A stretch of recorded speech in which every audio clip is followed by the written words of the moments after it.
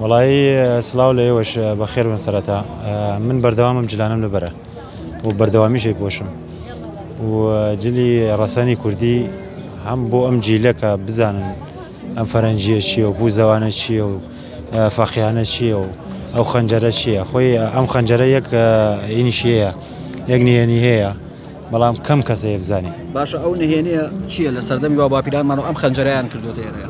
برای من ئەم خەنجەرە نهێنەکەی ئەوەیە کە ئەم تەزبیحەی پێوەیە کاتی خۆی کە ڕۆشتون بۆ سڵح و شت تەزبیحەکەی پێوە بووە و کاتێکیش بۆ شەڕ بڕۆشتایان ئەو تەزبیحیان لێ کردو. واتە لە کاتی شەڕالیانە کردەوە لە کاتی سڵحیان هێشتا؟ بەڵێ بەڵێ لەبەرەوەی کات تەزبیحەکەی پێوە بێ معنای ئەوەی بۆ شەڕ نهاتون بۆ سڵح هاتوون. باشە گەنجی ئێستا تا چەند گرنگی بەم جلانەدا جلی کوردی فەقییان ئەوانەی باست کرد؟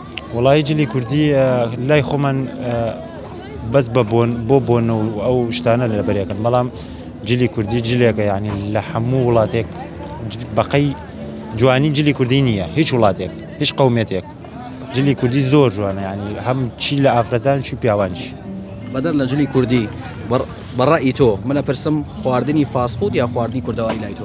وڵی خواردنی کوردەواری لە هەموو عالەما تاکە یعنی تۆ ئەگەر سەفەر بکەی بۆ وڵاتانی تر ئازایی خواردنی کوردی چەندێک گرنگە لە چەندێم خواردنی کوردی یعنی شتێکە کە نییە نمونەی نییە دروست بێتەوە. خۆشترین خواردنی کوردەواری وڵی لای من بڵێم چی وڵای من حەزم لە هەموو خواردنێ ڕقم لە هیچ خواردنێ نییە بەتایبەت دۆڵمە.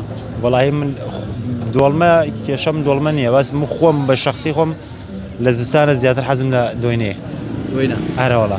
باشە لە هەندێک ناوچە تا ئێستش نازان دۆینە چییە؟ وڵی بڵێم چیە ئاخر بەکاری نایەن بەڵام خۆشترین خواردنە من خۆم لە زستانە سێژەمەکە بی خۆم تێری بێنە.